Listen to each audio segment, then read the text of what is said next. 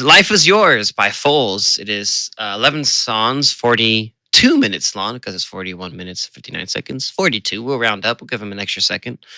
Foals, band that we have covered a lot on this podcast. Their split double record in 2019 that we reviewed both parts 1 and 2 that we generally liked. Part 2 I liked more than part 1 and so on. But they're, pretty good alternative rock band that have been around for quite some time. With Life is Yours, it is definitely a pivot on their sound. They had 2 band members leave. From what I know, I think their bass, original bass player and their keyboardist, off the top of my head, or guitar player, one of them left the band. So they have 2 departing members, and they didn't replace them. They just went from there and just said, fuck it, my podcast, and just went with the 3. And it's an interesting pivot because this is very dancey, very disco sounding record, which is very much a pivot and falls, going off of like the more of the pop sound. A lot of heavy synths, a lot of heavy keyboards and stuff compared to their earlier work, which is more rock heavy, more really alt rock heavy. This is now really venturing to pop and different sounding Dance, stuff, which a lot of different things. I think it's just really there's like dance punk, which is a really nebulous genre, so to speak. There's a lot of alternative still in there. I think it's one of their most lively albums yet, and it's an album that I think for sure lively. I think there's an album that other bands, I think, aspire that they could do, having done as many albums as they've done so far. Also, really fast. I thought it was only just like one member. It was was it one member? Yeah, was 2 for some reason. It was the Since Everything's Not Been Saved Will Be Lost. I thought that Gervers, who was the bassist, left before that album came out. So we reviewed Everything Will Not Be Saved 1 and 2 after that. So they lost one band member kind of recently, so there's that. And then recently for this, there was Congreve, who was the keyboardist. Okay, and so they okay. You're right. The bassist and the keyboardist left, but the bassist left after we reviewed Everything Will Not Be Saved Will Be Lost 1 and 2. And so we've heard some work since then, but we even kind of talked about that work. We had some critiques about that work, but I generally liked a lot of it. In our grand double albums conversation, I thought it was very interesting. But again, back to this album, it's very lively. It's very fresh. And yeah, as I was saying, other artists at bands who have been around as long as Foals have, who have or haven't had as many sort of personnel switches, wish they could have an album this cohesive, I think. Yeah, I generally like the pivot that they're doing in the sound, because this is what Coldplay aspired to be in their sounding of pop. That blending of alternative and pop. This is the best rendition that I've really heard of artists that make that pivot. Because a lot of times when alternative rock bands and stuff make that pop pivot, it's not genuine. It becomes overproduced, and it's so lively that it's just blurted in your face, and it blurs the lines of what you want to hear. But Life is Yours does not do that at all. So the opening track, Life is Yours, finally get a damn opening track that I like. Fucking A, it's been like 3 months. Really, I think Foals are usually good with the opening tracks, I'd say. Yeah, genuinely for sure. But this year the trend has not been so. But with opening of the title track, it's a really good summarization of what you're gonna get on the record. A lot of like repetitive lyrics in the way, but something that you'll get like a lot of crowd interplay and different things that you could do in stadium settings, different things you could do in live settings. So I think they really thought of that while making the record, which I don't mind. But what I like about the track a lot to start is, the first 3 minutes is one sound, and then it pivots maybe like the last minute and a half or so. And I really like the way it's done. Really synth heavy. Really like with a lot of chimes and other different sounds and stuff that they have throughout it. And it was interesting as an opening track, I'm like, oh wow, that's really different sounding from them compared to what we've had in the past.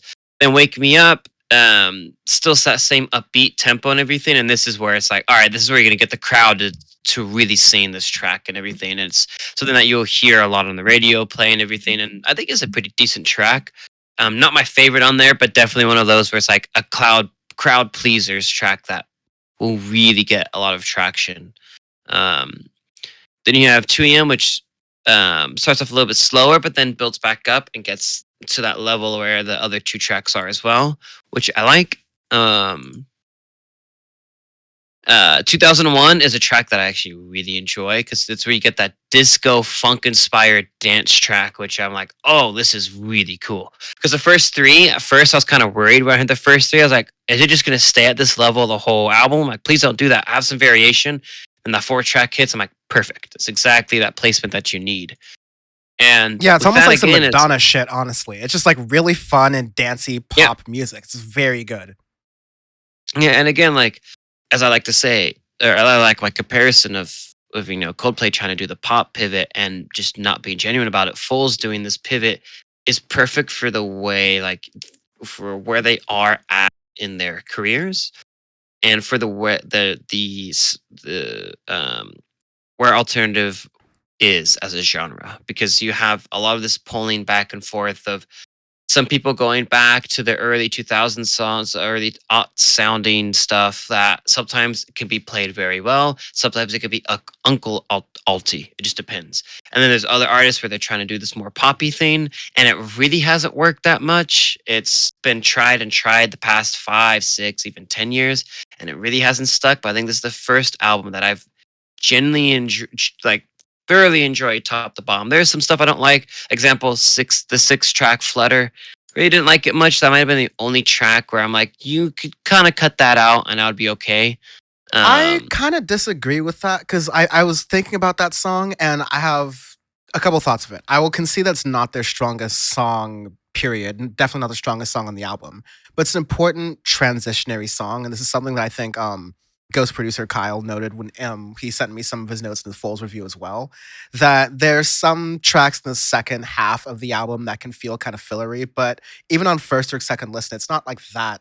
It's not like that offensive, which is I no, think it's pretty not. good for an artist to do. So like Flutter, I think, as I was kind of alluding to earlier, is like an interesting, slower, sort of bluesy track that could feel, because it's bluesy and rocky in an album that's very dance and alternative in that kind of way, can feel a little bit out of place, to be fair. But it has this modern spin on this blues alternative rock from the 2010s that Foles sometimes dancing to, that the Black Keys were really good at. Yet here we are in 2022, and the Black Keys just released a major flop in Dropout Boogie, and Yep. Flutter is a better song than pretty much everything on that album in that same kind of style. It was one of those points where every time I listened to it, I was just like, damn, if only the Black Keys really like put in effort more recently, or like really took in some more modern creative influences and incorporated that into their music. Because for now, Flutter's the closest thing I've got to that, even though on this album it doesn't really fit in the best way. But I like the way it transitions things because it's a very, up tempo album with 2001 and Summer Sky. I like that it kind of gets you down to some things that Looking High doesn't feel super intense with it. Yeah, I do like the placement of Flutter. It's just one of those tracks where I think they could have done better with maybe like a similar style track, but maybe something else where you can incorporate both like a slower track, but incorporate still some type of dancing just to make it a little bit more cohesive. But that's Well, just me Sean, you've being hurt my feelings.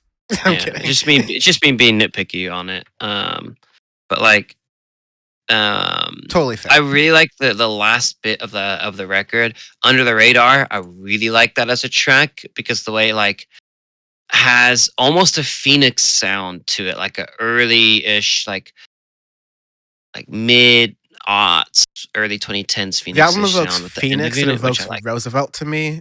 Just Definitely really up Roosevelt for tempo. sure. Yeah.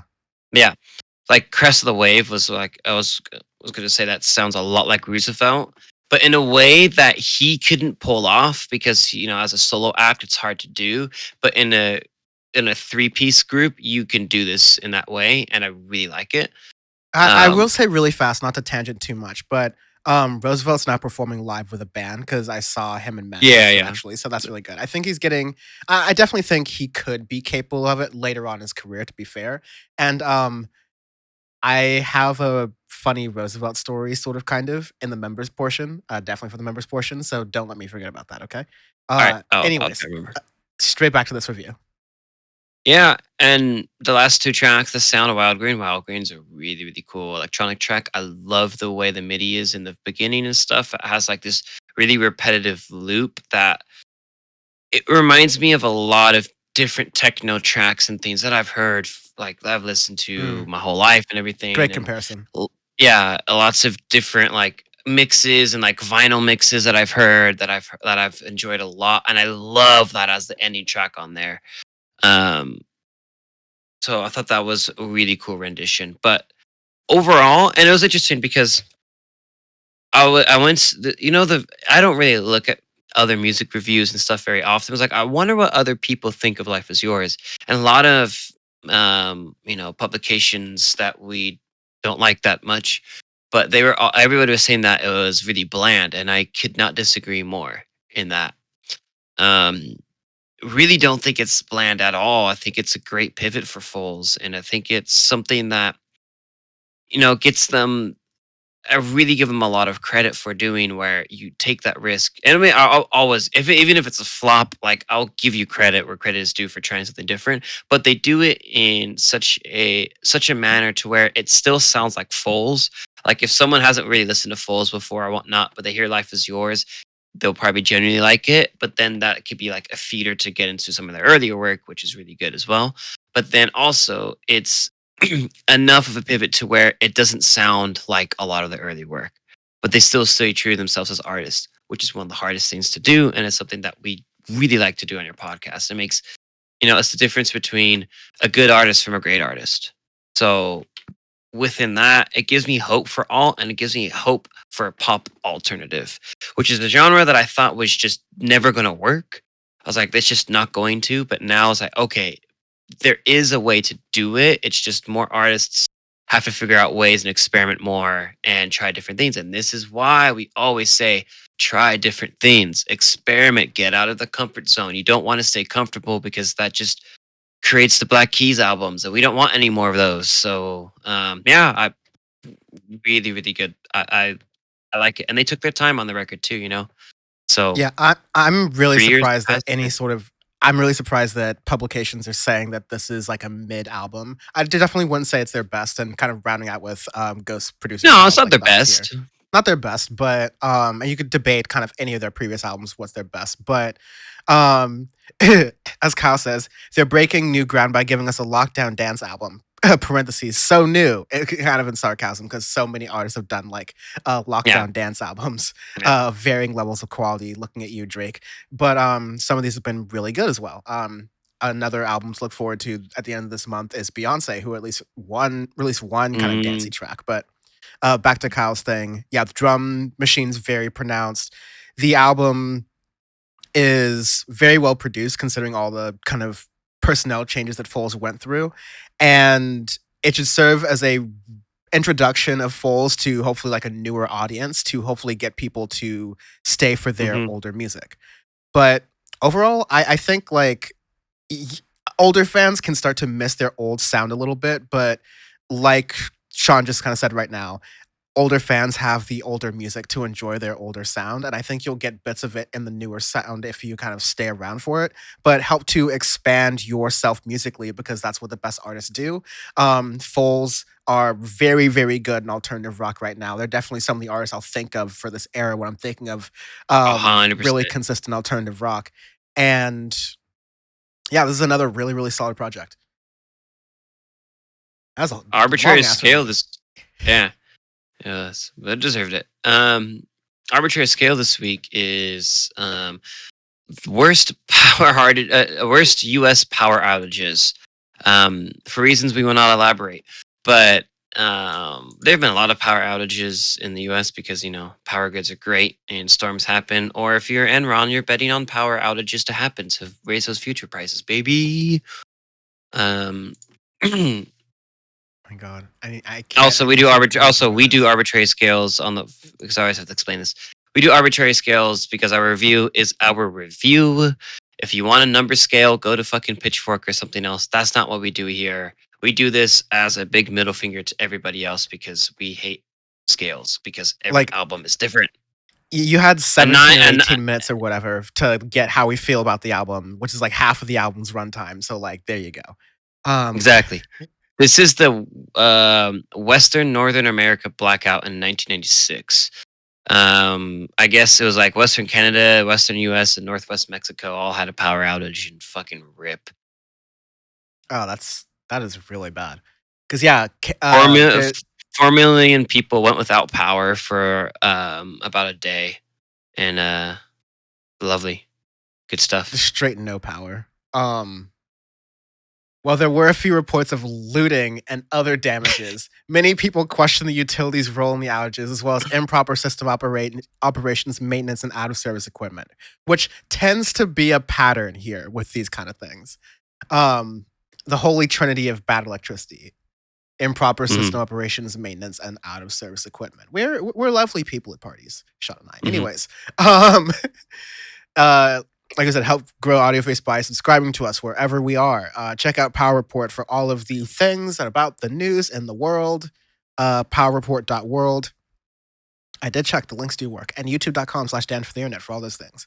We'll have a really good announcement about Power Report and how we're going to be getting more episodes of that coming very soon. Rip my schedule and my fortunes. So get ready for that. Make sure you're following me on Twitter, Dan from the web, for all that stuff.